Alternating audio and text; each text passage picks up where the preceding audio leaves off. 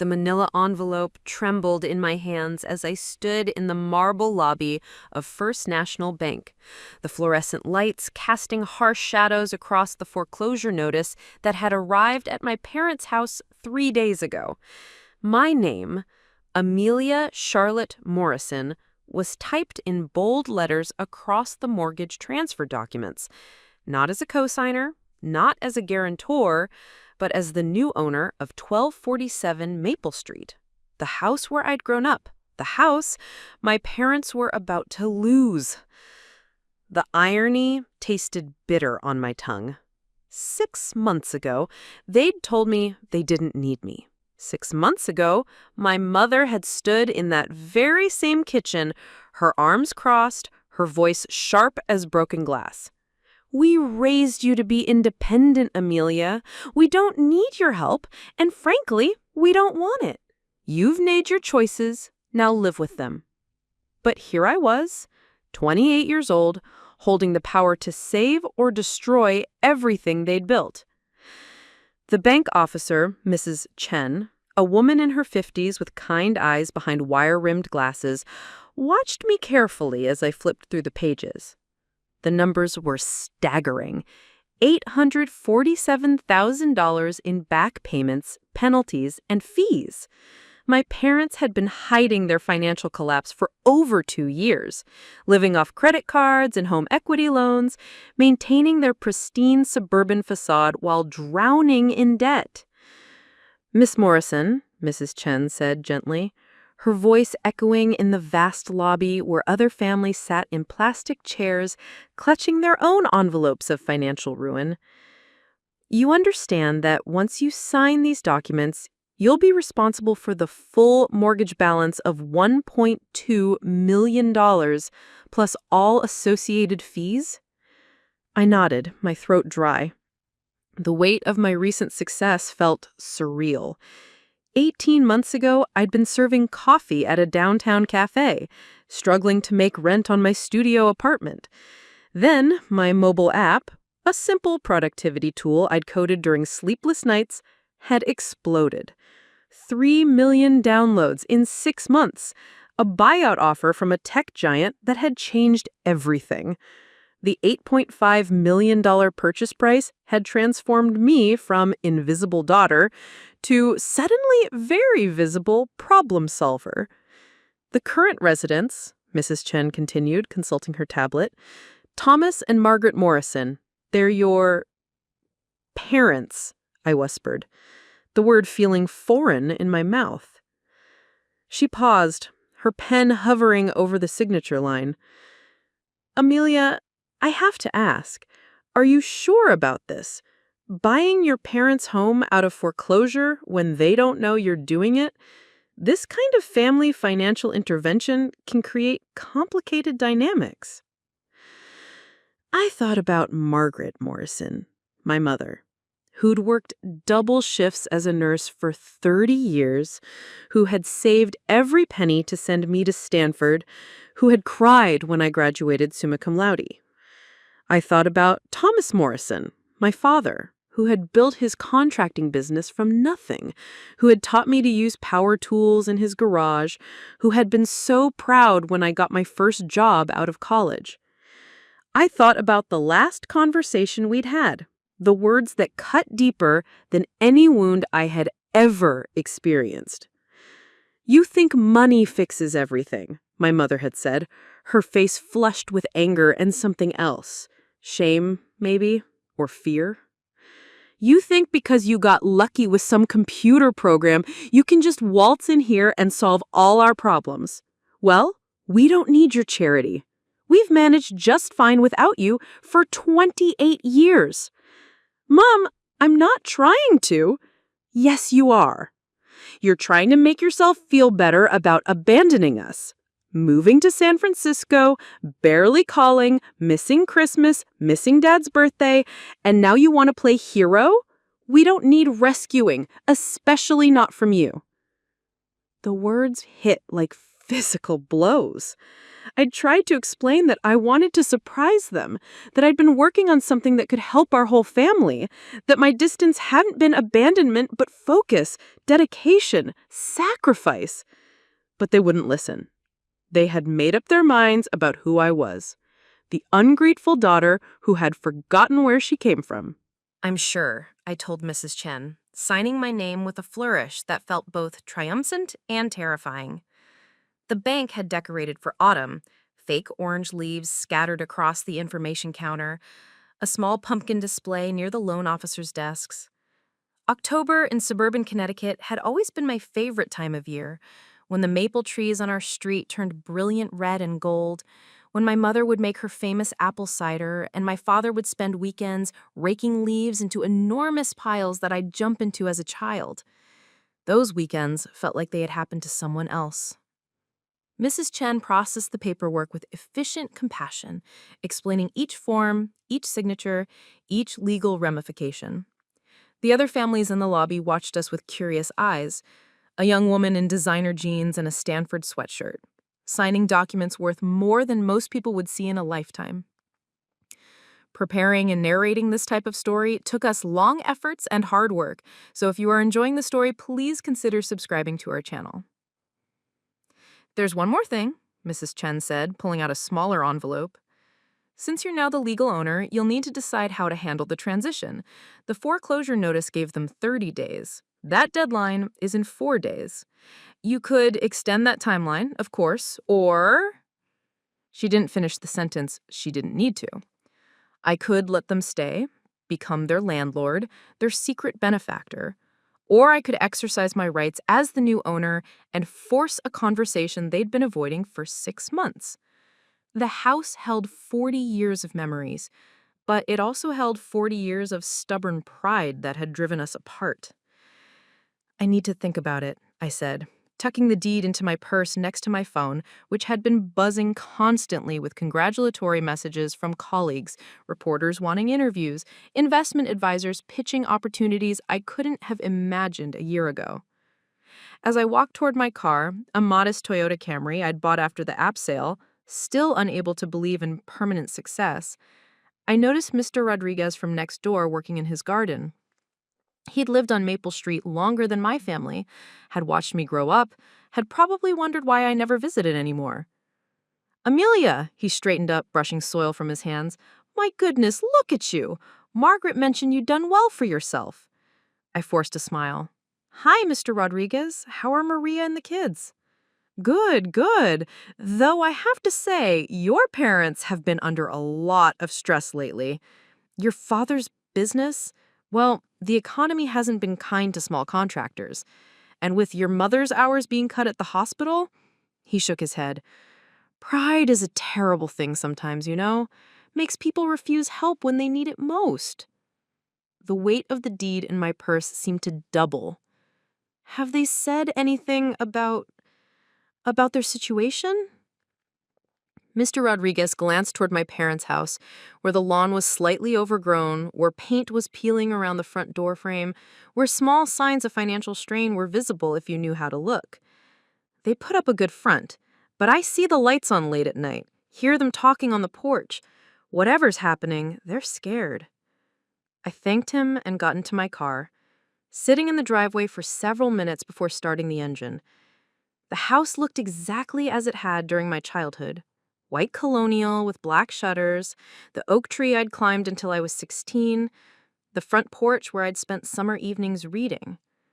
But knowing what I now knew, seeing it through the lens of foreclosure and desperation, everything looked different. My phone buzzed with a text from my assistant in San Francisco. "TechCrunch wants to do a feature on your app's success story. Should I schedule the interview?"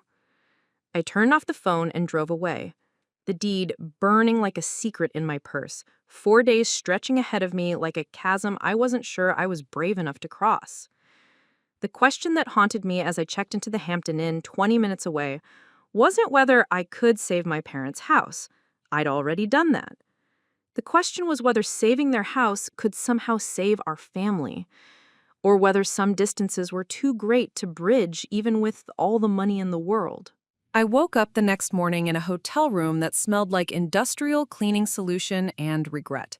My laptop balanced on my chest, showing 17 unread emails from my lawyer, my accountant, and my assistant.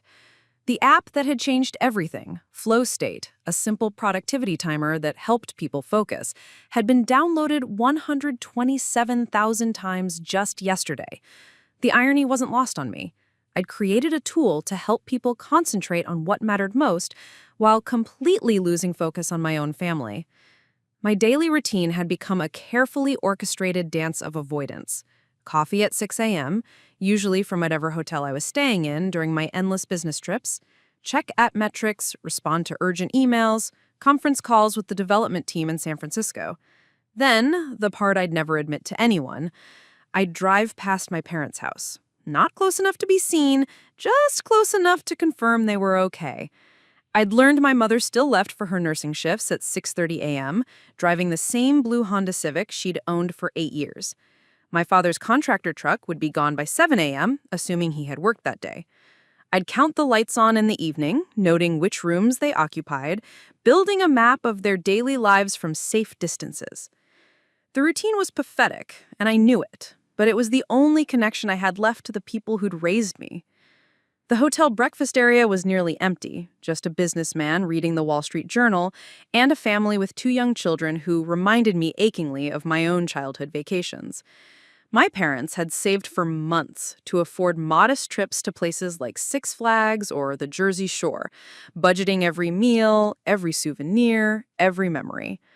I remembered my mother packing sandwiches in a cooler to avoid restaurant prices, my father driving through the night to save on hotel costs. They'd sacrificed constantly, quietly, never making me feel like a burden, but also never letting me forget the value of a dollar earned through hard work. The apple didn't fall far from the tree, apparently. Even with millions in the bank, I still ate free hotel breakfast and drove a 5-year-old car. My phone rang as I was spreading cream cheese on a bagel that tasted like cardboard. The caller ID showed Dr. Sarah Chen, Stanford Psychology Department. We'd been roommates during my graduate program, before I dropped out to focus on coding full-time. She was one of the few people who knew the complete story of my family situation. Amelia Morrison, app mogul and emotional train wreck. Sarah's voice was warm but concerned. How are you holding up? I bought my parents' house yesterday. The bank was foreclosing. I own it now. They don't know. Silence on the under end of the line. Then, Jesus, Amelia, that's huge. How are you feeling? Like I'm about to throw up, I admitted, abandoning the bagel. Sarah, what if this makes everything worse? What if they see this as the ultimate invasion of privacy, the ultimate proof that I think money can fix anything? What if they see it as their daughter saving their home? You're not some stranger swooping in to play hero. You're your child. You grew up in that house. I walked to the hotel window, looking out at the Connecticut landscape I knew so well. Rolling hills covered in autumn colors, the same views I'd seen every day for 18 years. They told me they don't need me. They made it very clear that my help wasn't welcome. People say things when they're scared. Your mom spent 30 decades building a life where she was the caretaker, the one who solved problems. Accepting help from her daughter might feel like admitting failure. So what do I do? You stop hiding, Sarah said gently. You stop driving past their house like some kind of suburban spy. You knock on the door and have the conversation you've been avoiding for 6 months. After hanging up, I spent an hour researching my parents' financial situation more thoroughly. Public records showed the progression of their debt. A second mortgage taken out 3 years ago, home equity loans, missed payments that had snowballed in foreclosure. My father's contracting business had lost several major clients during the economic downturn. My mother's hospital had cut nursing hours across the board. They'd been drowning, and I'd been so absorbed in my own success that I'd missed all the warning signs. The deeper I dug, the more I understood their reaction to my offers of help. They weren't just proud, they were ashamed. They'd invested everything in raising me, in giving me opportunities they'd never had, and now their daughter's success felt like a spotlight illuminating their own failures. I drove to Starbucks and ordered my usual, large coffee, no sugar, extra shot of espresso, and found a corner table where I could work. The cafe was filled with college students and local professionals, people living normal lives where family relationships weren't landmines and success didn't feel like betrayal. Opening my laptop, I started writing an email I'd composed and deleted dozens of times. Mom and Dad, I know you said you don't need my help, and I respect that, but I need to tell you something important. Delete. Dear Thomas and Margaret, there's something you should know about the foreclosure. Delete. I bought your house. We need to talk. Delete. Each attempt felt wrong, too formal, too casual, too manipulative, too blunt. How do you tell the people who raised you that you've made a unilateral decision about their lives, even if that decision was meant to save them? A young mother at the next table was helping her daughter with homework, patiently explaining long division while balancing a baby on her hip. The scene was so familiar, it made my chest ache. My mother had sat with me at our kitchen table every evening, helping with math problems, science projects, book reports. She never acted like it was a burden, never made me feel like my education was taking away from something else she'd rather be doing. My father had been equally involved, in his quieter way. He'd taught me to change a tire, to use a level, to understand that fixing things required patience and the right tools. Measure twice, cut once, he'd always said. It was advice that applied to more than carpentry. Maybe I should have measured twice before cutting my family out of my life in pursuit of success. Maybe I should have measured twice before buying their house without asking. Maybe I should measure twice before deciding what came next. I closed the laptop and drove to the town library, the same building where I'd spent countless afternoons as a child, where Mrs. Patterson had helped me find books about computers and programming, where I'd first imagined a life beyond Maple Street. The library had been renovated since my childhood. New computers, fresh paint, modern furniture, but it still smelled like old books and possibility. I found a quiet corner in the reference section and opened my laptop again. This time, instead of writing to my parents, I started writing to myself. Journaling had been a requirement in one of Sarah's psychology classes, and I'd maintained the habit sporadically over the years. I'm scared, I typed. I'm scared that I've become someone my parents don't recognize. I'm scared that success has changed me in ways I can't see. I'm scared that buying their house was the right thing to do for the wrong reasons, or the wrong thing to do for the right reasons. The words came faster now, months of suppressed emotions flowing onto the screen. I miss them. I miss Sunday dinners where Mom would make pot roast and Dad would complain about the Patriots losing. I miss helping Dad with weekend projects, standing in the Garage holding a flashlight while he explained how engines work. I miss being their daughter, not some stranger who happened to get rich. But I also remember why I left. I remember feeling suffocated by their expectations, by the assumption that I'd stay close to home, get married, have kids, repeat their patterns. I remember the fights about college, about graduate school, about moving to San Francisco. I remember Dad saying I was too big for my britches and Mom worrying that I was losing myself in all that technology nonsense. Maybe we were all right. Maybe we were all wrong. Maybe families are just complicated, and love isn't always enough to bridge the gaps we create. I wrote for 2 hours, until the library was preparing to close, until I'd filled 12 pages with memories, regrets, hopes, and fears. When I finally stopped, I felt emptied out, but also clearer. The deed was still in my purse, still legally binding, still the key to a conversation I couldn't avoid much longer. In 3 days, the foreclosure deadline would arrive, and I'd have to decide: surprise my parents with their salvation, or continue hiding behind good intentions and unspoken love.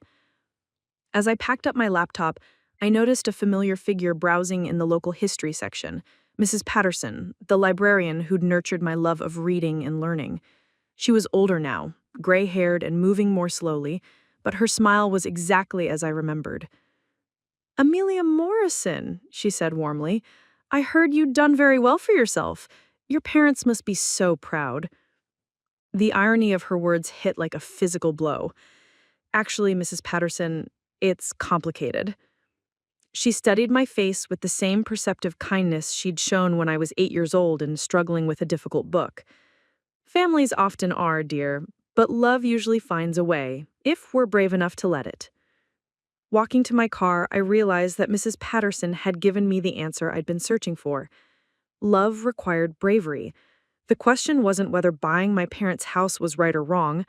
The question was whether I was brave enough to love them through the mess we'd all created. The hotel room felt even smaller that night, filled with the weight of decisions unmade and conversations unhad. I fell asleep with my laptop still open, the cursor blinking after the last sentence I'd written in my journal. Tomorrow, I stopped being a coward. The next morning brought news that changed everything. I was drinking coffee in the hotel lobby when my phone rang, an unknown local number that made my stomach clench with dread. "Is this Amelia Morrison?" The voice was professional, calm, terrifying. "This is Amelia. This is Dr. Williams at Hartford Hospital. Your mother, Margaret Morrison, was brought to the emergency department about an hour ago. She's stable, but she's been asking for you." The coffee cup slipped from my hands, shattering on the marble floor as other hotel guests turned to stare. "What happened? Is she okay?" "She collapsed at work during her shift. We're running tests, but it appears to be stress-related hypertension and exhaustion. She's conscious and coherent, but Miss Morrison, she's asking specifically for you. She says it's urgent." I was in my car before the doctor finished speaking, breaking traffic laws as I raced across town to the hospital where my mother had worked for 30 years, where she had saved countless lives, where she was now a patient instead of a caregiver. The emergency department smelled like antiseptic and fear. I found my father in the waiting room, his work clothes dirty, his face pale with worry. When he saw me, his expression cycled through surprise, relief, and something that looked like guilt. "Amelia," his voice was hoarse, "she keeps asking for you. The doctors say she's okay, but—" I sat down next to him, noting how much older he looked than just 6 months ago. His hair was grayer, his shoulders more stooped, his hands shaking slightly as he held a paper coffee cup. "Dad, what's going on? Really, the whole story." He stared at the floor for a long moment. When he finally looked up, his eyes were wet. "We're losing everything, sweetheart. The house, the business, everything we worked for. And your mother, she's been working double shifts, trying to make up the difference, not sleeping, not eating right. The stress is killing her." "Why didn't you tell me when I offered to help?" "Because you're our daughter," he said fiercely. "We're supposed to take care of you, not the other way around. We spent your whole childhood sacrificing so you could have better opportunities, so you wouldn't have to worry about money the way we did. And then you succeed beyond our wildest dreams, and we're right back where we started, broke, scared, unable to provide for our family." The raw pain in his voice broke something inside me. "Dad, I'm not a child anymore. I can help. I want to help." "With what, Amelia? With the $847,000 we owe in back payments? With the fact that my business is dead because nobody wants to hire contractors who might not be able to finish the job? With the fact that your mother's hospital is laying off nurses and she might lose her job anyway?" His laugh was bitter. "Your app money might seem like a lot, but it's not enough to fix this mess." If only he knew. The deed in my purse felt like it was burning through the leather. "Mr. Morrison?" A nurse appeared beside us. "Your wife is asking for both of you now." My mother looked small in the hospital bed, surrounded by machines and monitors that tracked her vital signs. But her eyes were alert, and when she saw me, she smiled. The first genuine smile I'd seen from her in months. "There's my brilliant daughter," she said softly. "The one who's too important to visit her old parents. Mom, She held up a weak hand. "Let me finish. I've had some time to think. lying here watching these monitors beep, and I realized something important. I've been angry at you for the wrong reasons. My father moved to her other side, taking her hand. The three of us formed a triangle around the hospital bed, physically closer than we'd been in months. My mother continued, I wasn't angry because you offered help. I was angry because I was scared. Scared that if you solved our problems, it would mean that we'd failed as parents. Scared that if you paid our bills, it would mean that you were the adult and we were the children. Scared that accepting help would change who we are in this family. But Mom... But I was wrong, she said firmly. Because lying here, watching your father cry in that waiting room, thinking about losing our home, losing everything we built together, I realized that pride is just fear wearing a fancy dress, and fear is a luxury we can't afford anymore. The monitors beeped steadily as I processed her words. My father was crying openly now, and I felt my own tears starting. There's something you need to know, I said, pulling the manila envelope from my purse with shaking hands. Something I did 3 days ago that I need to tell you about. I explained everything. The foreclosure notice I intercepted from their mail, the meeting with Mrs. Chen at the bank, the mortgage transfer documents that made me the legal owner of 1247 Maple Street. I watched their faces change from confusion to shock to something I couldn't quite identify. You bought our house?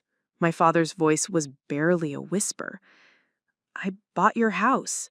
The bank was going to foreclose in 4 days. I couldn't let that happen. My mother was quiet for a long time, studying the deed papers with her nurse's attention to detail. Finally, she looked up at me with tears in her eyes.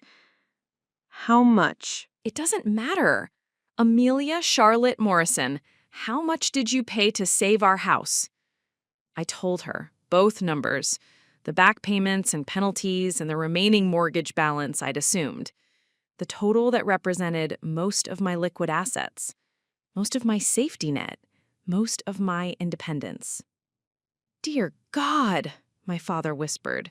Sweetheart, that's everything. What if your app fails? What if the market changes? You've put everything at risk. No, I said, surprised by the certainty in my voice. I've put everything where it belongs, with family. The next few hours were a whirlwind of medical tests, discharge procedures, and quiet conversations in hospital corridors. My mother's collapse had been a warning. Her blood pressure was dangerously high, her body exhausted from months of stress and overwork. The doctor prescribed rest, reduced hours, and close monitoring. She can't keep working double shifts, Dr. Williams told us. Her body can't handle that level of stress. You need to find another solution for your financial pressures. As we walked to the parking garage together, our first family outing in months, my father cleared his throat awkwardly. Amelia, about the house, about what you did, we need to figure out how to handle this properly. Maybe we can work out a payment plan or... Dad, stop. I turned to face both of them under the fluorescent lights of the parking garage. I didn't buy the house so you could pay me back. I bought it because I love you, because it's our family home, because losing it would have destroyed you both. But the money came from an app that helps people focus on what matters most. And you two are what matters most to me. The house is a gift. No strings attached, no payment plans, no guilt. Just love. My mother started crying again, but these were different tears. Relief instead of fear. Joy instead of desperation. But there are conditions, I continued, and they both tensed. Mom, you're going to cut back your hours. Dad, you're going to let me invest in your business. Proper equipment, marketing, maybe a few employees. And both of you are going to let me back into your lives. Sunday dinners, holiday celebrations, regular phone calls. I want to be your daughter again, not just some stranger who sends money.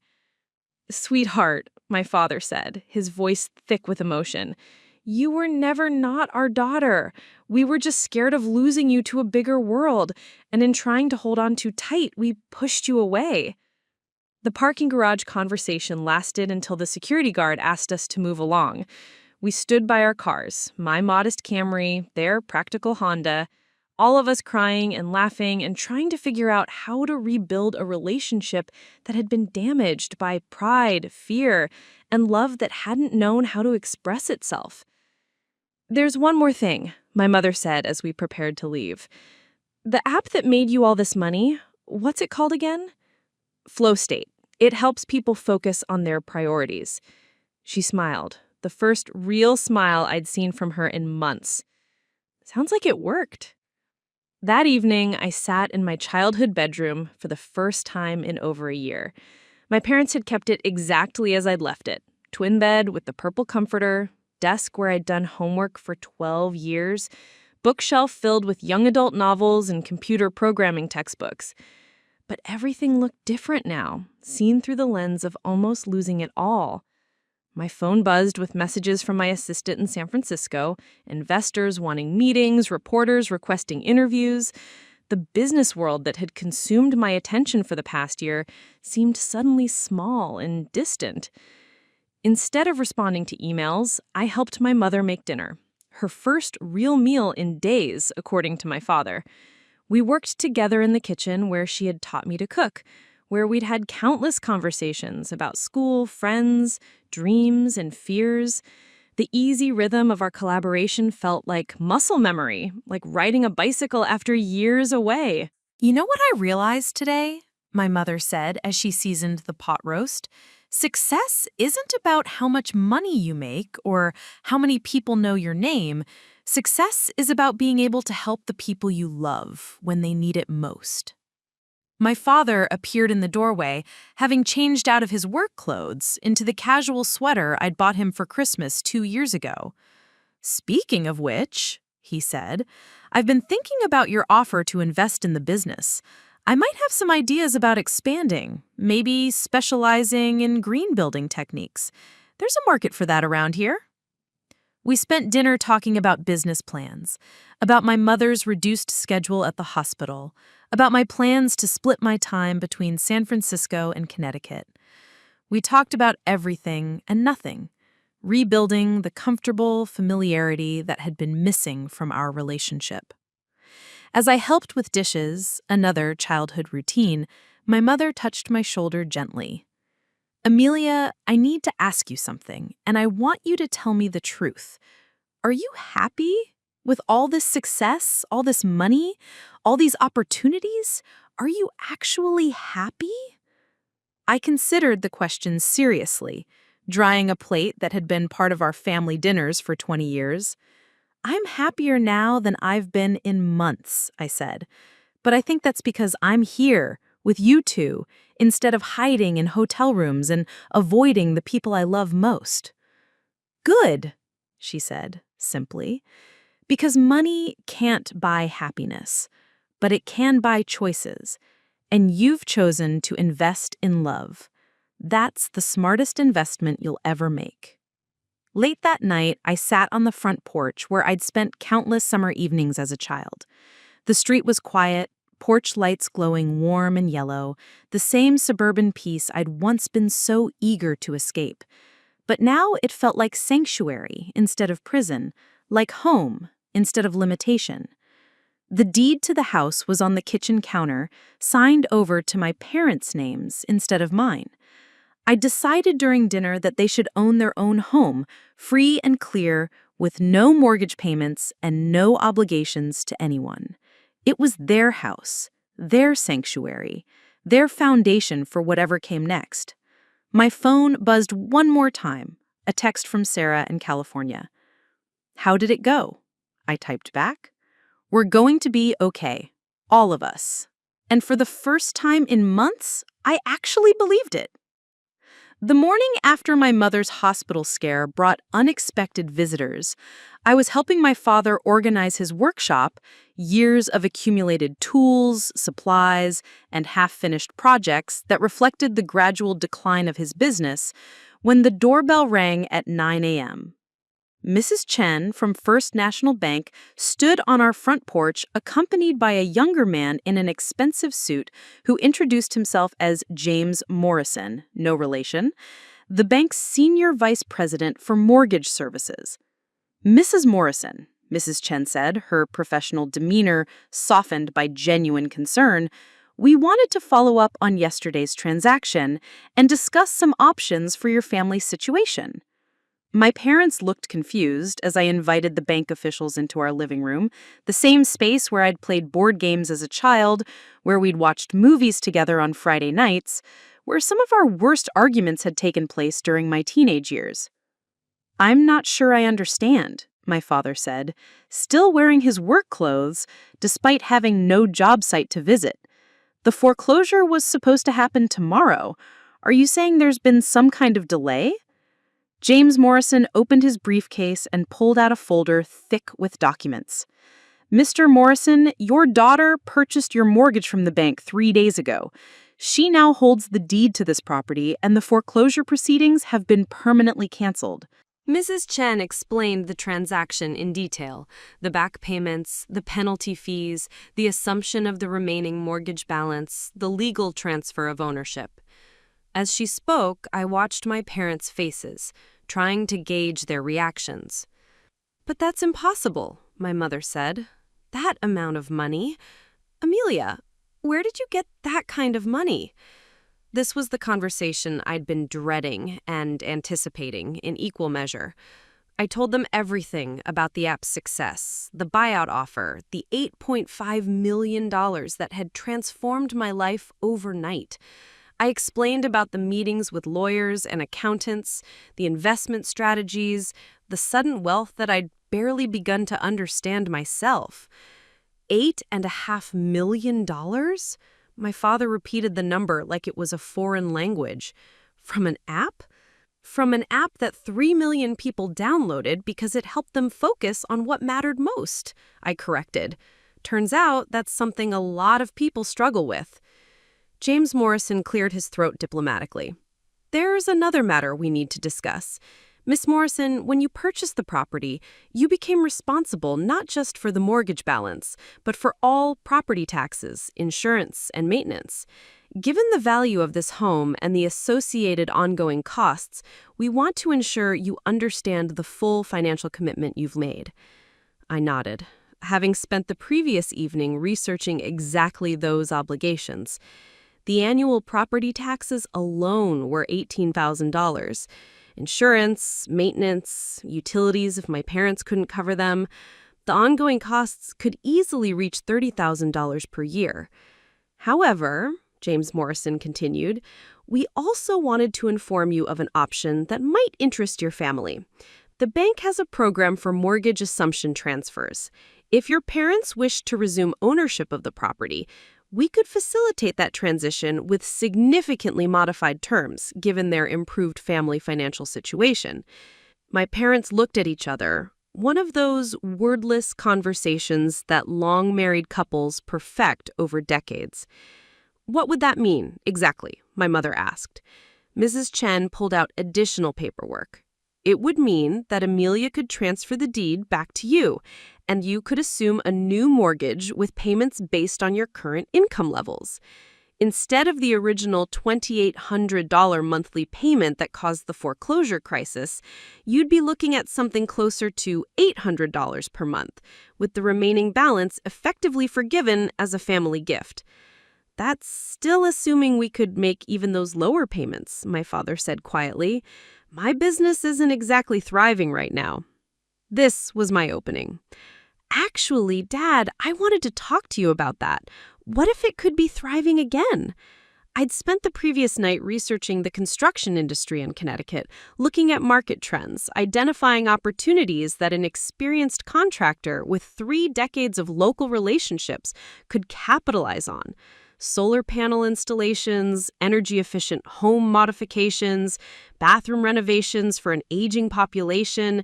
There were niches where Morrison Construction could not just survive, but flourish. "The green building market is exploding," I continued, pulling out my laptop to show him the research I'd compiled. Homeowners are getting tax credits for energy-efficient renovations. The state is offering grants for solar installations. And you already have the skills and the reputation. You just need the capital to modernize your equipment and market your services properly.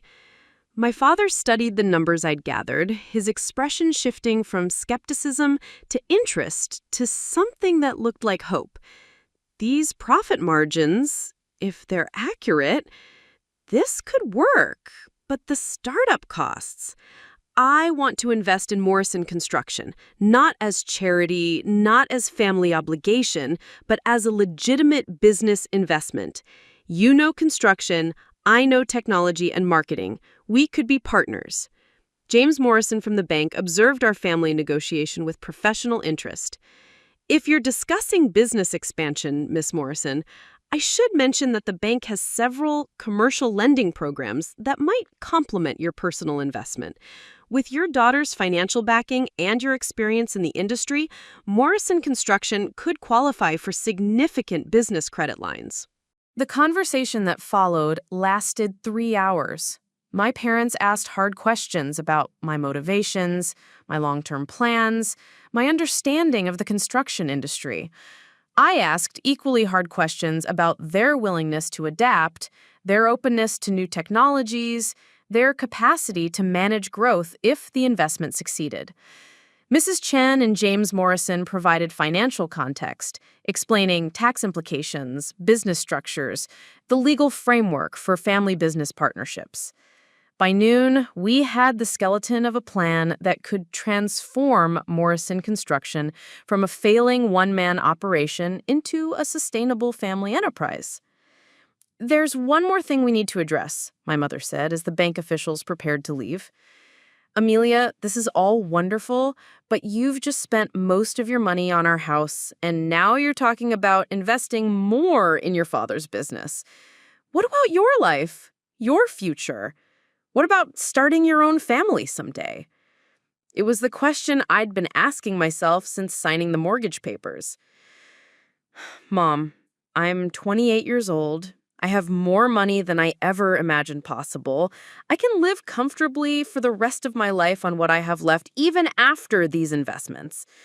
But more importantly, I've learned something about success over the past year." I paused, looking around the living room where I'd grown up, where family photos chronicled decades of birthdays, graduations, holidays, ordinary moments that had seemed unremarkable at the time, but now felt precious beyond measure. Success isn't about accumulating wealth. It's about using whatever resources you have to create the life you actually want. And what I want is a family that's financially secure, emotionally connected, and building something together instead of falling apart separately. After the bank officials left, we sat in the kitchen where my mother was finally eating regular meals again, where my father could relax without the constant pressure of foreclosure deadlines, where I could be a daughter instead of a guilty stranger.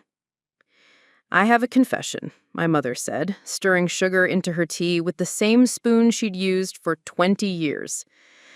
"I've been following your app's success online. I set up Google alerts for your name, read every article about the buyout, watched interviews you gave to tech magazines." "You did?" I was genuinely surprised. "I was so proud of you, sweetheart. But I was also terrified that your success meant you'd grown beyond us, that our small-town lives would seem boring or embarrassing compared to the exciting world you were building in California." My father nodded agreement. "When you offered to help with our financial problems, it felt like confirmation that we were just another obligation for you to manage. Like you were trying to clear your conscience so you could move on with your important life." The honesty in their words stung, partly because I recognized elements of truth in their fears. "I think I was trying to clear my conscience," I admitted, "but not so I could abandon you, so I could figure out how to come home." "What do you mean?" my mother asked. "I mean that success felt hollow when I couldn't share it with the people who'd made it possible. Every milestone, every achievement, every moment when I should have been celebrating, all I could think about was how much I wanted to call you and tell you what was happening. But I'd let our relationship get so complicated that I didn't know how.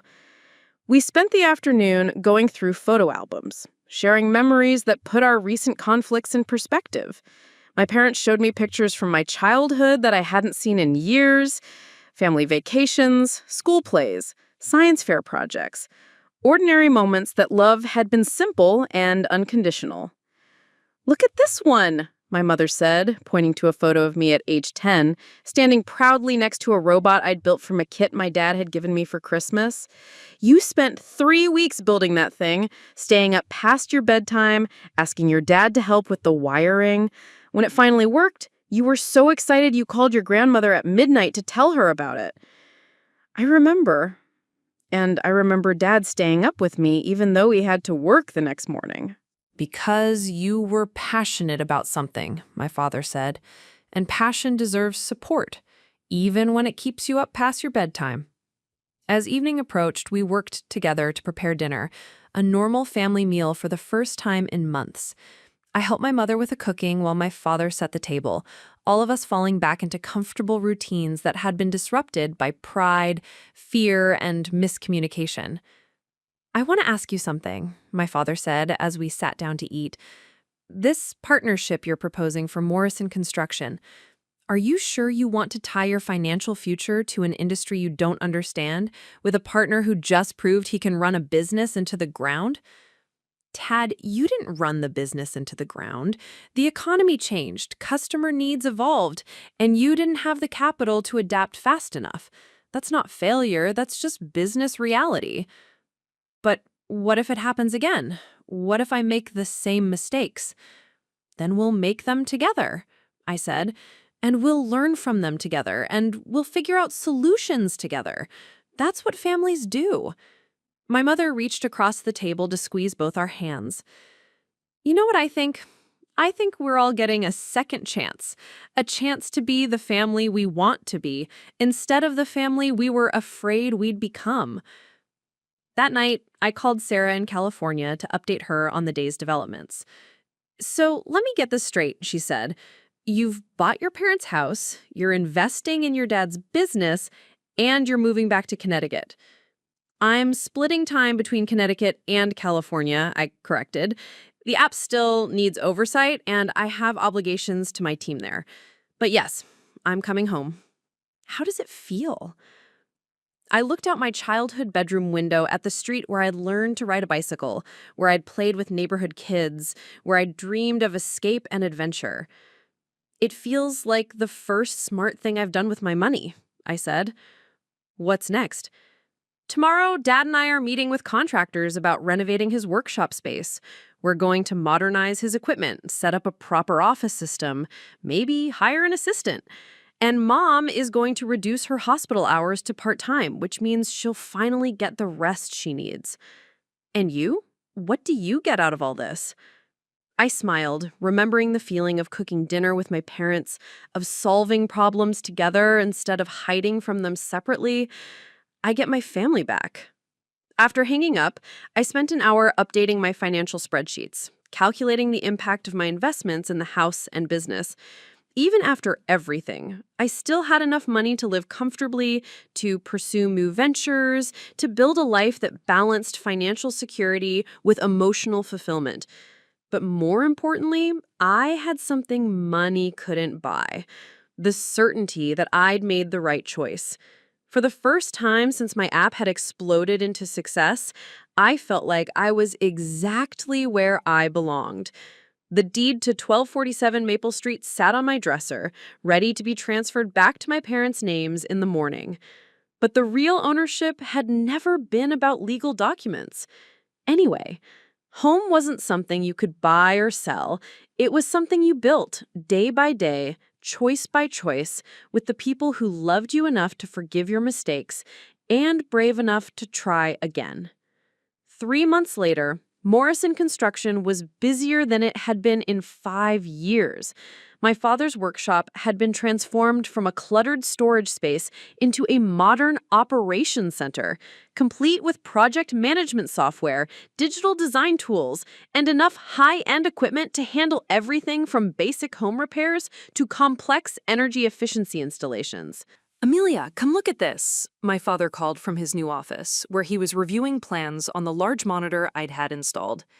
The Patterson family wants us to design a complete solar installation for their colonial. If we land this job, it'll be our biggest single project ever. I joined him at the desk, marveling at how comfortable he'd become with technology that had seemed intimidating just weeks earlier. We'd hired Mrs. Rodriguez's daughter, Carmen, as our office manager. She was fresh out of business school and eager to help a local company grow. She'd implemented systems that tracked everything from inventory to customer communications, transforming my father's informal approach into a professional operation. The profit margin looks good, I said, reviewing the numbers. But are we sure about the timeline? Mrs. Patterson is hosting her daughter's wedding in their backyard this summer. That's exactly why I want this job, my father said, with the enthusiasm I hadn't seen from him in years. A challenge with a meaningful deadline for people we've known for 20 years. This is the kind of work that makes Morrison Construction matter in this community. The transformation hadn't been without challenges. My father had initially resisted the digital systems, preferring his decades-old methods of handwritten estimates and verbal agreements. But Carmen had worked with him patiently, showing him how technology could enhance rather than replace his craftsmanship and local relationships. Mr. Morrison, Carmen called from the main office area. Mrs. Chen from the bank is online too. She says it's about the business expansion loan. We'd applied for additional credit to fund a second work truck and professional-grade equipment that would allow Morrison Construction to take on larger projects. My initial investment had covered basic modernization, but sustainable growth required ongoing capital that I couldn't provide entirely from personal funds. The loan approval process had been surprisingly smooth.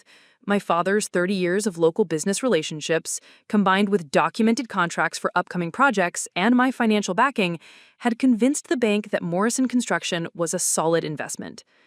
Mrs. Chen, my father said, switching to speakerphone so I could hear the conversation, please tell me you have good news. I have excellent news, Mr. Morrison. The loan committee has approved your application for $150,000 in business expansion credit. The paperwork will be ready for signature tomorrow morning. Preparing and narrating this type of story took us long efforts and hard work. So if you are enjoying the story, please consider subscribing to our channel. After hanging up, my father sat back in his chair with a smile that looked 10 years younger than his actual age. You know what this means? He said. Morrison Construction is officially back in business, with real growth potential. The success of my father's company was just one part of our family's transformation. My mother had reduced her hospital hours to part-time, which initially worried her about lost income, but the reduced stress had improved her health dramatically. Her blood pressure was normal for the first time in 2 years, and she'd started sleeping through the night again. More importantly, she'd begun pursuing interests she'd abandoned during the years of financial crisis. She'd joined a book club, started volunteering at the local literacy center, and was taking weekend photography classes at the community college. I forgot who I was when I wasn't working myself to death, she told me one evening as we prepared dinner together. It's strange, having time to think about what I actually want to do with my life instead of just how to survive it. The house itself had undergone subtle but important changes. We'd repainted the exterior, updated the kitchen appliances, and made energy efficiency improvements that reduced utility costs while improving comfort. But the most significant change was less tangible. The atmosphere of stress and desperation had been replaced by a feeling of security and possibility. My own life had found a rhythm that balanced professional obligations with family relationships. I spent 2 weeks each month in San Francisco overseeing Flow State's continued development and meeting with other entrepreneurs who wanted to learn from my success. The other 2 weeks, I worked from Connecticut, helping my father with Morrison Construction while staying connected to my parents' daily lives. The arrangement required careful scheduling and constant communication, but it solved the problem that had driven us apart, the false choice between personal success and family connection. I could pursue professional growth while remaining emotionally present for the people who mattered most. "You've changed," Sarah observed during one of our weekly video calls. "You seem more settled, more confident. Success suits you when you're sharing it." I think I was trying to prove something to myself by succeeding alone, I reflected. Like, independence meant not needing anyone else's support or approval. But real independence is having enough security to choose interdependence. Meaning? Meaning I can afford to tie my life to other people's lives because I'm not desperate anymore. I can invest in my father's business without risking my own financial survival. I can move home without sacrificing my career. I can choose love without giving up success. The conversation reminded me of a realization I'd had while reviewing Morrison Construction's business plan with our accountant. Traditional business wisdom suggested diversifying investments, avoiding emotional decision-making, keeping personal and professional finances separate. But my emotional investment in my family had generated returns that pure financial calculations couldn't measure. My father was happier and healthier than he'd been in years. My mother was exploring aspects of herself she'd forgotten existed. Our family relationships had deepened in ways that made every other achievement feel more meaningful. And Morrison Construction was on track to become more profitable than it had ever been, precisely because it was now supported by resources and systems that allowed craftsmanship to flourish instead of struggling for survival. Sometimes the smartest investment strategy is putting your money where your heart is, I told the accountant, who looked skeptical but couldn't argue with the numbers. Spring brought new challenges and opportunities. Morrison Construction had completed 6 major projects, earned referrals from satisfied customers, and developed a reputation for combining traditional craftsmanship with modern energy efficiency techniques. My father had hired 2 part-time employees, experienced contractors who appreciated working for a company that prioritized quality over quantity. "I never thought I'd say this," my father told me as we reviewed quarterly financial reports, "but I think I'm a better businessman at 55 than I was at 35. Experience plus resources equals opportunities I couldn't have imagined when I was just trying to survive." The success had attracted attention from other local business owners. The hardware store owner asked my father to recommend contractors for customers' projects. The bank referred small business owners to Morrison Construction for office renovations. The town's Economic Development Committee invited my father to join a panel about sustainable local business growth. But the most meaningful recognition came from an unexpected source. My high school computer science teacher, Mr. Patterson, who contacted me about speaking to his current students. "I've been following your app's success," he said when we met for coffee at the same Starbucks where I'd struggled to write emails to my parents 6 months earlier. "But what really impresses me is how you've used that success to strengthen your community connections instead of abandoning them." "I don't understand." Most successful tech entrepreneurs leave their hometowns behind, move to Silicon Valley permanently, lose touch with the people and places that shaped them. But you've done the opposite. You've used your success to invest in local relationships, local businesses, local problems. That's a different model of success. He wanted me to talk to his students about career possibilities in technology, but also about the importance of maintaining connections to community and family even as their professional lives expanded beyond geographic boundaries. "These kids see success as escape," he explained. "They think they have to choose between achievement and belonging. You're living proof that it's possible to do both." The speaking engagement was scheduled for early May, which gave me time to prepare remarks that addressed both technical career development and the broader question of how success could strengthen rather than strain important relationships. Preparing for the presentation forced me to articulate lessons I'd learned over the past year, insights that had emerged from navigating the tension between individual achievement and collective responsibility. The most valuable skill in any career, I plan to tell the students, isn't coding or marketing or financial management, though all those matter. The most valuable skill is learning how to use whatever resources you have, money, time, knowledge, connections, to create the life you actually want, not just the life that looks impressive to other people. I also plan to address the myth of the self-made entrepreneur, the narrative that suggested successful people achieved everything through individual effort and personal sacrifice. Every successful person stands on foundation built by other people, I would explain. Family members who provided early support, teachers who shared knowledge, communities that offered opportunities. The question isn't whether you owe something to the people who helped create your success. The question is how you want to honor those debts. One evening in April, as I was finalizing my presentation notes, my mother joined me at the kitchen table where I was working. "You know what I realized today?" she said, settling into the chair where she'd helped me with homework 20 years earlier. "This kitchen table has been the center of every important conversation in our family's history. Your father proposed to me sitting right here. We decided to buy this house while eating breakfast at this table. We argued about your college choices, celebrated your graduation, and fought about money problems, all in the same spot. And now? And now we're planning business strategies and talking about the future instead of just trying to survive the present. Same table, same family, completely different conversation." She was right. The table that had witnessed our family's struggles had become the place where we planned our family's growth. The house that had almost been lost to foreclosure was now the secure foundation for new ventures and stronger relationships. "I have something to show you," my mother said, pulling out a photo album I hadn't seen before.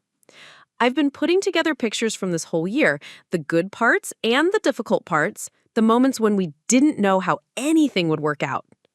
The album chronicled our family's journey from crisis to recovery, but it also captured something more subtle, the evolution of our relationships with each other and with the concept of success itself. There were pictures of my father in his renovated workshop, proudly showing off new equipment, photos of my mother at her photography class, pursuing interests that financial stress had forced her to abandon. Pictures of our family dinners, our business planning sessions, our quiet moments of reconnection that had seemed impossible just months earlier. "This is the story I want to remember," my mother said, closing the album. "Not just the happy ending, but the process of figuring out how to be a family that supports each other's growth instead of competing for limited resources." Looking at those photos, I realized that our family's transformation paralleled what I hoped to communicate to Mr. Patterson's students. Success wasn't about individual achievement that happened despite family obligations. It was about using individual achievements to create stronger family connections and community contributions. The deadline for my high school presentation was approaching, but I was ready. I had a story to tell about success that went beyond financial metrics or professional recognition. I had learned how to build something that mattered, how to invest in what lasted, how to create wealth that strengthened relationships instead of replacing them. Most importantly, I had discovered that coming home wasn't about giving up ambition, it was about expanding the definition of success to include the people and places that made achievement meaningful in the first place. What does it mean to be successful? For most of us, the answer seems obvious. Climb the corporate ladder, move to bigger cities, make more money, and leave our small-town origins. But what if that definition of success is fundamentally flawed? What if the pursuit of individual achievement at the expense of family and community actually makes us poorer, not richer? This is the story of Amelia Morrison, a young entrepreneur who discovered that real success isn't about escaping your past. It's about using your achievements to strengthen the very relationships and communities that made those achievements possible. It's a 30-year journey that challenges everything we think we know about ambition, family loyalty, and what it means to build a meaningful life. 5 years after graduating from Maple Street High School, Amelia Morrison seemed to have everything figured out. She'd built FlowState, a productivity app that was generating 6 figures in annual revenue. She lived in San Francisco, the epicenter of technological innovation. She was dating successfully, traveling frequently, and building the kind of independent life that every ambitious small-town graduate dreams about. But success, she was learning, could be surprisingly lonely. The call that changed everything came on a Tuesday evening. Her mother's voice was strained, careful, carrying the weight of pride swallowing itself for the sake of necessity. "Your father and I need to talk to you about something important." The conversation that followed revealed a financial crisis that had been building for months. Her father's construction business was failing. Medical bills from her mother's recent surgery had depleted their savings. The mortgage on their family home at 1247 Maple Street, the house where Amelia had grown up, where she'd learned to ride bikes and build tree houses and dream about her future, was in foreclosure.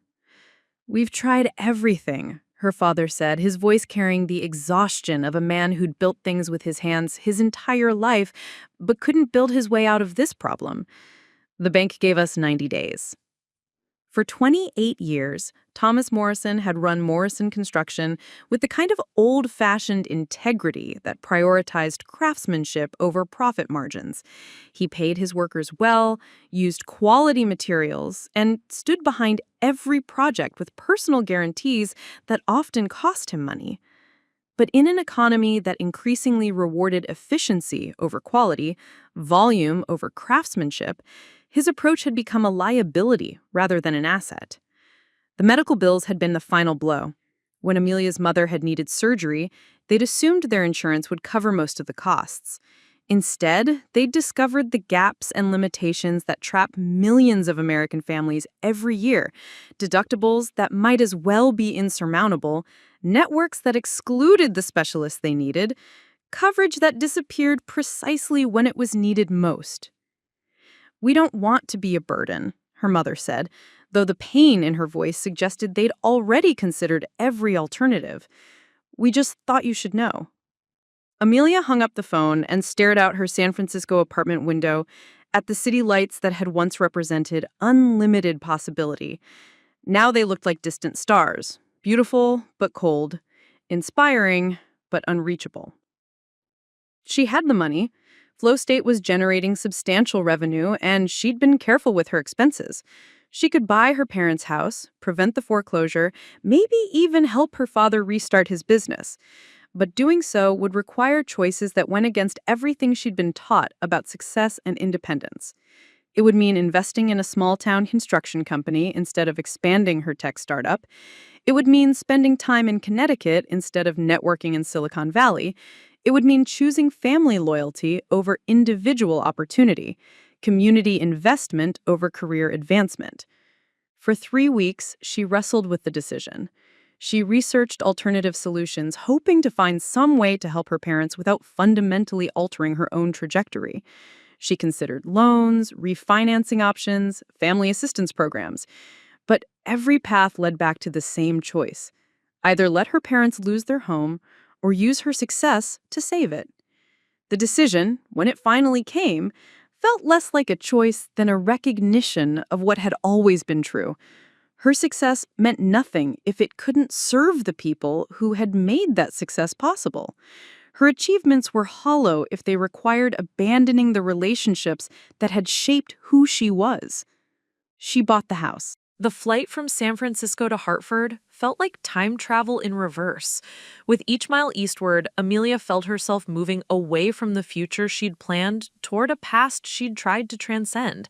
But as the plane descended over Connecticut's familiar landscape, rolling hills dotted with small towns, maple trees beginning their autumn transformation, communities that moved at a more human pace than Silicon Valley's frenetic energy, she realized she wasn't moving backward at all.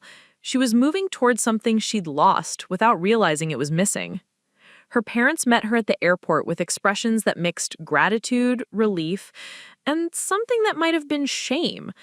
For 3 decades, they'd prided themselves on providing for their family, on solving their own problems, on never needing help from their children. The reversal of roles was as difficult for them to accept as it was for Amelia to offer. "You don't understand what this means to us," her mother said as they drove through downtown Hartford, past the insurance company headquarters and corporate offices, where Amelia's high school classmates now worked in careers that represented traditional definitions of success. "I'm starting to understand what it means to me," Amelia replied, surprising herself with the honesty of the statement. The first few months were harder than she'd anticipated. Managing Flow State remotely required longer hours and more concentrated effort. The reliable internet access she'd taken for granted in San Francisco became a constant challenge in rural Connecticut. Client meetings required careful scheduling around the 3-hour time difference and the reality that her professional network had trouble understanding why anyone would choose small-town isolation over urban opportunity. But gradually, she began to see possibilities that hadn't been visible from a distance. Her father's construction business was failing not because he lacked skills or work ethic, but because he lacked the business systems and marketing strategies that could help traditional craftsmanship compete in a modern economy. His approach to project management was based on handshake agreements and personal relationships, effective for maintaining quality and customer satisfaction, but ineffective for managing cash flow and scaling operations. Amelia began applying the same systematic thinking she'd used to build Flow State to the challenges of Morrison construction. She helped her father implement project management software that tracked materials, labor, and timelines more efficiently. She designed a simple website that showcased his work and attracted new clients. She researched grant programs and tax incentives that supported small business development and sustainable building practices.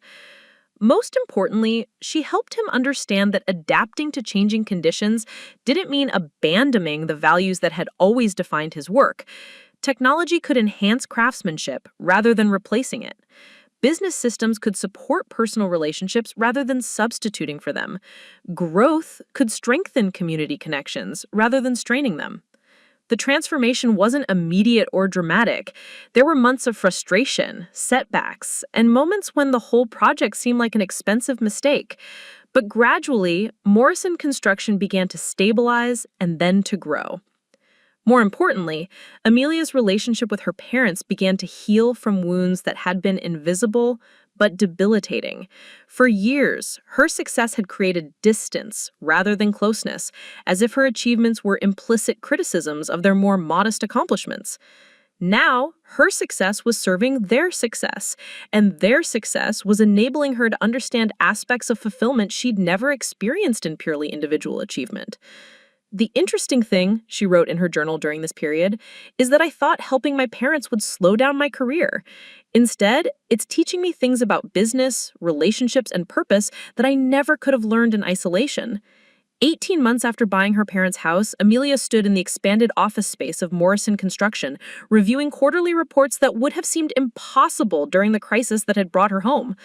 The company had completed 47 projects in the past year, employed 8 people, and generated enough profit to begin saving for equipment upgrades and business expansion. But the numbers that mattered most weren't financial. They were relational. Her father was healthier and happier than he'd been in years, energized by work that combined traditional craftsmanship with innovative techniques. Her mother had started a photography business, documenting local architecture and community life with an artistic eye that had been dormant during decades of financial stress. The family dinners that had become strange during the foreclosure crisis were now weekly celebrations of shared success and mutual support. And Amelia herself had discovered something she'd never expected, that investing in other people's success was more fulfilling than pursuing purely individual achievement. Flow State continued to grow, but its development was now guided by insights gained from watching her father's work.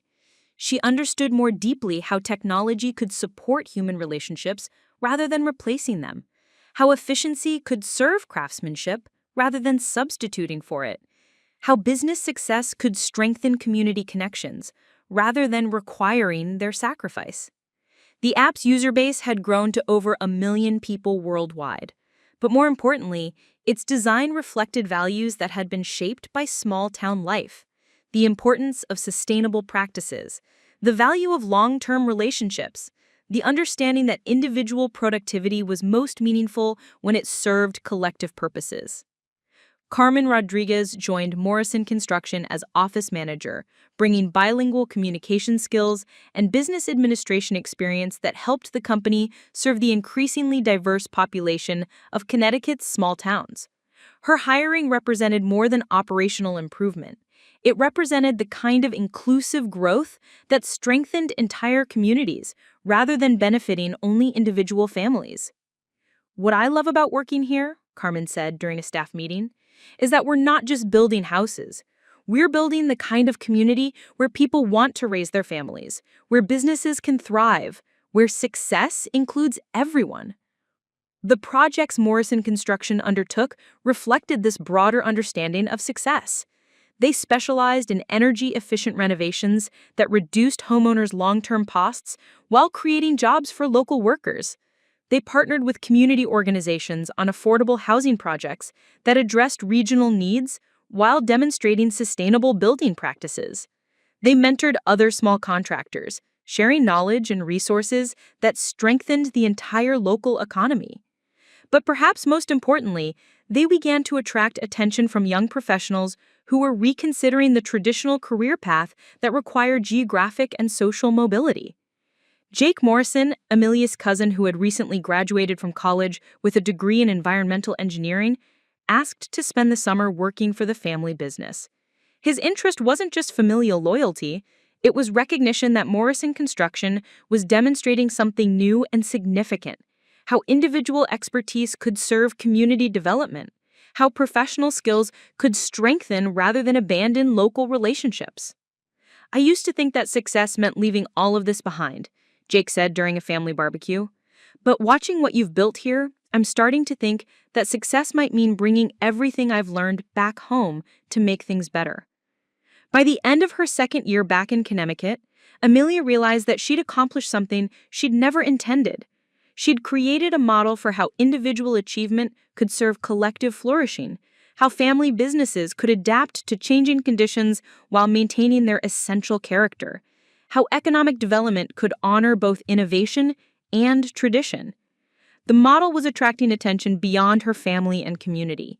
Business schools were beginning to study Morrison Construction as an example of successful family business transition. Economic development organizations were asking Amelia to speak about strategies for supporting rural entrepreneurship. Young professionals from other communities were reaching out for advice about how to build careers that strengthened rather than abandoned their places of origin. "I think we've accidentally started a movement," her father said one evening as they reviewed expansion plans that would allow Morrison Construction to take on larger projects while maintaining its commitment to craftsmanship and community service. "Not accidentally," Amelia replied. "I think we've discovered something that was always true, but got forgotten, that success is most meaningful when it's shared, that individual achievement is most sustainable when it serves collective purposes, that the best way to build something lasting is to build together." 5 years after her return to Connecticut, Amelia stood in the gymnasium of Maple Street High School, preparing to address 200 students at the annual Career Day Assembly. The same gymnasium where she'd attended basketball games and graduation ceremonies now hosted an event where she was the keynote speaker. Not just about technological innovation, but about redefining success in ways that honored both individual ambition and community connection. In the front row sat current seniors who reminded her of her younger self, bright, eager, convinced that success meant leaving everything familiar behind in pursuit of bigger opportunities. In the back rows were underclassmen still figuring out what they wanted their futures to look like. 5 years ago, she began looking out at faces that could have been hers at 17. "I thought success was a ladder you climbed alone. You started at the bottom, worked harder than everyone else, sacrificed whatever necessary to reach the top, and once you got there, you'd finally be happy." She paused, remembering the young woman who'd graduated from this same stage, who'd been so focused on escape that she'd missed the value of what she was leaving behind. Today, I want to tell you about a different kind of success. Success that looks like my father's construction company, which just hired its 8th employee and is installing solar panels on the new community center. Success that looks like my mother's photography, which she started as a hobby and now displays in galleries throughout Connecticut. Success that looks like my app, which helps 3 million people worldwide focus on what matters most, but only became meaningful to me when I learned how to focus on what mattered most in my own life. The story she told was complex and honest, acknowledging both triumphs and mistakes. She described the isolation that came with individual achievement, the hollow feeling of success that couldn't be shared with the people who'd made it possible, the discovery that financial wealth without relational wealth was actually a form of poverty. But she also addressed practical aspects of building careers that strengthened rather than strained family connections. How to negotiate remote work arrangements that allowed geographic flexibility. How to identify investment opportunities in home communities. How to use professional skills to solve local problems while building national or international careers. The question isn't whether you should pursue big dreams, she said, making eye contact with students throughout the gymnasium. The question is whether your big dreams include room for the people and places that shaped who you are. The response was immediate and overwhelming. Students stayed after the official presentation ended, asking questions that went far beyond career advice. They wanted to know about specific strategies for maintaining long-distance relationships, for finding mentors, for balancing financial success with community contribution, for dealing with family pressure and guilt. Maria Santos, a senior who reminded Amelia of herself at that age, raised a particularly poignant question. My parents want me to stay local for college. They say they need help with their restaurant business. But I want to study engineering at MIT. How do I choose between family obligations and personal goals? You don't choose between them, Amelia replied. You figure out how to honor both. Maybe you study engineering at MIT and spend summers learning the restaurant business. Maybe you develop technology solutions that could help your parents' restaurant and others like it. Maybe you build the engineering career that gives you resources to invest in your family's business later. Another student, David Kim, asked, but what if your dreams are just too big for a small town? What if there aren't opportunities here for what you want to do? Then you create them, Amelia said. 5 years ago, there were no opportunities in this town for app development, renewable energy construction, or professional photography. Now there are, because people decided to build what didn't exist instead of assuming they had to go somewhere else to find it. But the question that stayed with her came from Sarah Martinez, a quiet junior who waited until everyone else had left. Ms. Morrison, what if your family doesn't understand your dreams? What if they see your ambitions as a rejection of their values? Amelia recognized the pain in the question, the same confusion she'd felt when her own success had seemed to create distance instead of closeness with her parents. Then you show them instead of telling them, she said. You demonstrate how your dreams can serve their values. You prove that success doesn't have to mean abandoning the people who love you. And you give them time to see that your growth doesn't diminish their importance. It honors everything they invested in raising you. 10 years after her return to Connecticut, Amelia received a notification that Flow State had reached 50 million downloads worldwide, making it one of the most successful productivity apps in history. But the achievement that mattered more arrived the same day. Morrison Construction had been named Connecticut's Small Business of the Year, recognizing not just financial success, but community impact, environmental leadership, and family business innovation. The transformation had exceeded everyone's expectations. Morrison Construction now employed 15 people and had become a model for sustainable business practices that other contractors studied and emulated. But more importantly, the company had sparked an ecosystem of related economic activity that was revitalizing the entire region. Former employees had started their own companies specializing in solar installation, energy auditing, and green building materials.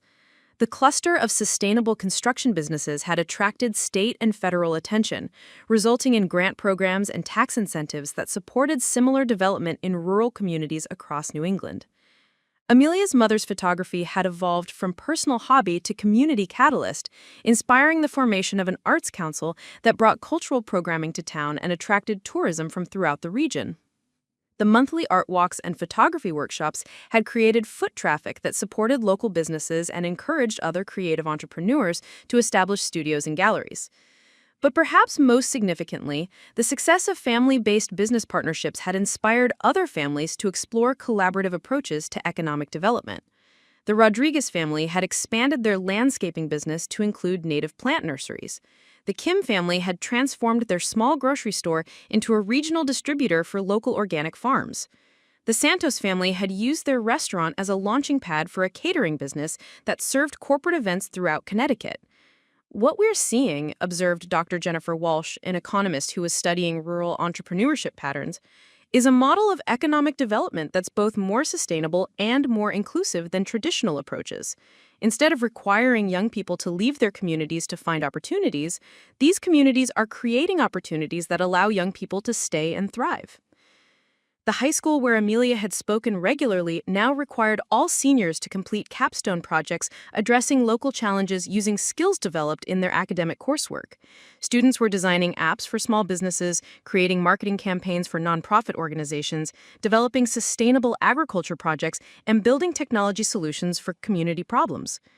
Maria Santos had studied engineering at MIT as planned, but had returned home after graduation to start her own consulting practice, specializing in renewable energy for small communities. Her work had enabled 12 Connecticut towns to develop community-owned solar projects that reduced energy costs while creating local ownership of sustainable infrastructure. David Kim had spent 5 years in Los Angeles learning film production, then returned to Connecticut to create documentaries about rural economic development. His films had been shown at festivals nationwide and had inspired a movement of return migration, professionals using skills developed in major cities to create opportunities in the communities where they'd grown up. Sarah Martinez had become a teacher who stayed close to home to help care for aging grandparents, but had also developed educational technology programs being used in schools throughout the region. Her approach combined local commitment with broader impact, demonstrating that geographic rootedness didn't require limiting professional ambitions. The ripple effects have been extraordinary, Amelia reflected during an interview with a business magazine.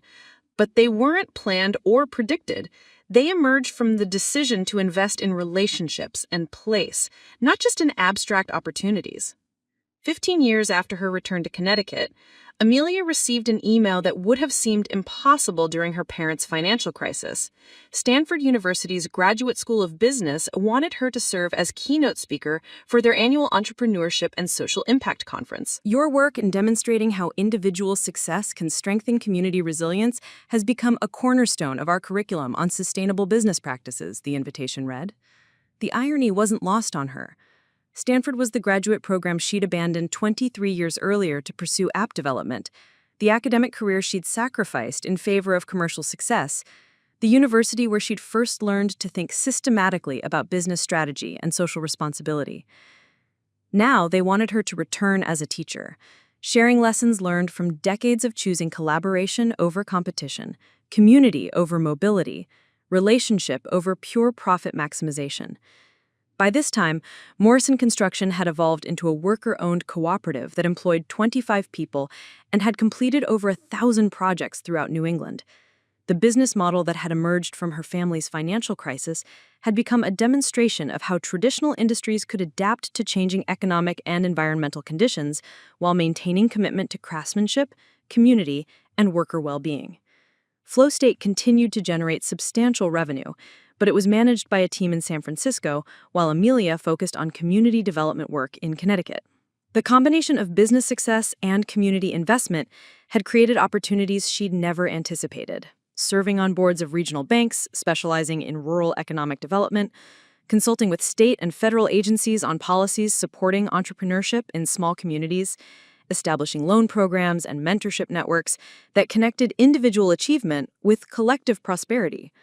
The Stanford speaking invitation represented a chance to share these insights with a new generation of entrepreneurs, but it also represented something more personal, closure of the circle that had begun with her departure from graduate school in pursuit of individual achievement. The most important lesson she planned to tell the Stanford students is that success isn't something you achieve, it's something you share. The most sustainable businesses are the ones that create value for everyone they touch. The most fulfilling careers are the ones that serve purposes larger than personal advancement. The most meaningful lives are the ones that strengthen the communities and relationships that make individual achievement possible. The presentation she prepared focused on practical strategies for building businesses that served multiple stakeholder groups, for managing family relationships alongside professional relationships, for measuring success in ways that included but transcended financial metrics. But she also wanted to address the deeper question that had driven her own journey. How do you define a life well lived in an era when individual opportunity seems to require abandoning collective responsibility? The answer, she would tell the students, isn't choosing between personal success and community commitment. The answer is redefining success to include both individual achievement and collective flourishing? The answer is building businesses, relationships, and communities that make it possible for everyone to thrive. 20 years after buying her parents' house, Amelia stood in the workshop where her father had taught her to use tools, watching her cousin Jake teach his 6-year-old daughter how to hammer nails into a piece of scrap wood. The scene was so familiar it made her chest ache with gratitude. Another generation learning skills that connected them to family tradition while preparing them for whatever opportunities the future might bring. Morrison Construction had become the Morrison Community Development Cooperative, a worker-owned enterprise specializing in sustainable infrastructure projects throughout New England. The company employed 47 people, had completed over 2,000 projects, and had spawned dozens of related businesses that formed a robust local economy based on renewable energy, sustainable agriculture, and community-controlled economic development. But the success Amelia was most proud of couldn't be measured in business metrics or economic impact. It could only be seen in the lives that had been touched by choices made 2 decades earlier, in the ripples that continued to expand across communities and generations. The documentary Jennifer Walsh had created about their story was being used in business schools across the country. The case study of Morrison Construction had become required reading in entrepreneurship courses. Amelia's mother's photography book had inspired similar projects in dozens of small communities. The model of family business innovation they developed had been adapted by hundreds of families wrestling with similar challenges. Maria Santos had become a nationally recognized expert on community-owned renewable energy. Her model adopted in over 300 towns across the United States. David Kim's documentaries had inspired a movement of place-based entrepreneurship that was changing how people thought about the relationship between individual achievement and community commitment. Carmen's consulting firm had helped over 500 families navigate the challenges of integrating personal ambition with collective responsibility. The high school students who had attended Amelia's presentations over the years were now established professionals who had chosen to build their careers in ways that strengthened rather than abandoned their communities of origin. They were running businesses, leading nonprofit organizations, teaching in local schools, serving in local government, creating the kind of opportunities they wanted to see in the places they loved most. What strikes me, Jennifer Walsh observed during a follow-up interview, is how normal this all looks now. 20 years ago, your story seemed unusual, almost radical.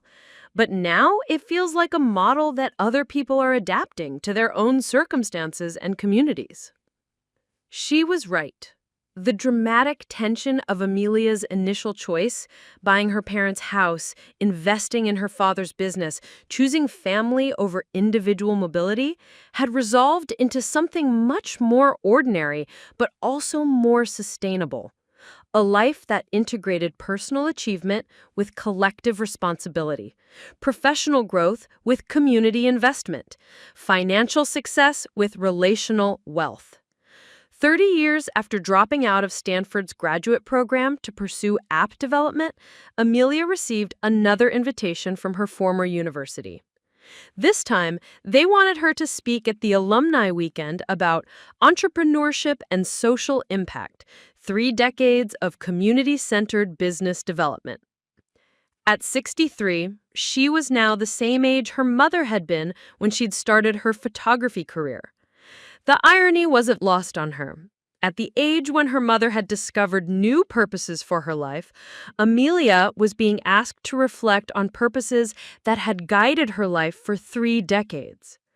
FlowState had been sold to a major technology company 5 years earlier, generating enough wealth to fully endow the Morrison Family Foundation, establish scholarship programs at 3 regional universities, create loan funds for community-based entrepreneurs, and support her comfortable retirement from active business management. But retirement hadn't meant withdrawal from purpose. It had meant freedom to focus on purposes that mattered most without the pressure of generating income or building public recognition. The house at 1247 Maple Street was now occupied by Jake's family, his wife, 3 children, and her father's old workshop tools that had been passed down through generations.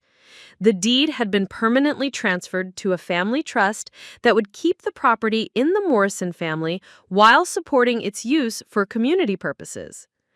The presentation she prepared for Stanford was titled The Return on Investment: How Individual Success Can Serve Community Resilience. But the real message was simpler.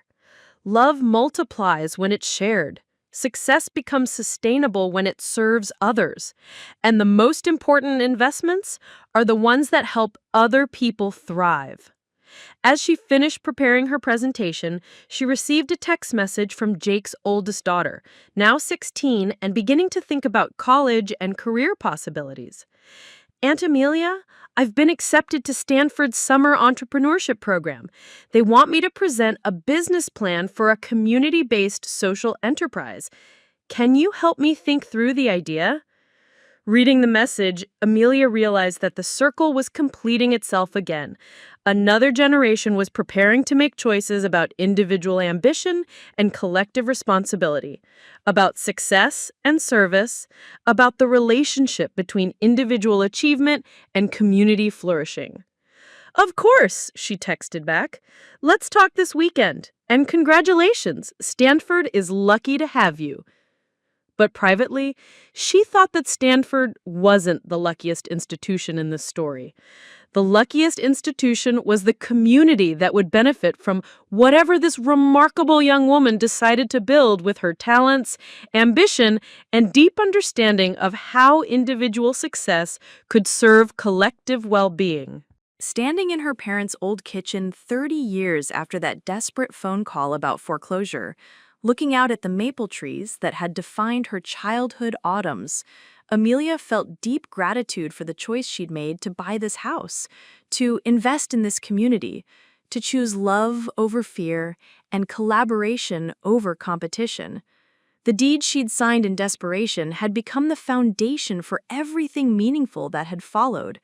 The crisis that had threatened to destroy her family had become the catalyst that had taught them how to build something better together. The story that began with a foreclosure notice and a desperate choice to save her parents' house had become a model for how individual success could serve collective well-being, how personal ambition could strengthen rather than strain family relationships, how business achievement could enhance rather than replace community connection. But the outcome that mattered most couldn't be measured in business metrics or academic recognition. It could only be felt in the quiet satisfaction of knowing that her choice to prioritize relationships and community had created ripples that were still expanding, still enabling other people to choose love over fear, community over isolation, collaboration over competition. The young woman who had thought success meant leaving everything familiar behind had learned that real success meant bringing everything valuable home. She had discovered that the most important legacy isn't what you achieve, it's what you enable other people to achieve. And in the end, that was the only definition of success that mattered, not the businesses built, or the awards received, or the recognition achieved, but the understanding passed from one generation to the next that the most important things in life were the things you chose to share with the people you loved most. If this story of reimagining success resonated with you, please subscribe for more stories that challenge conventional wisdom about career, family, and what it means to build a meaningful life.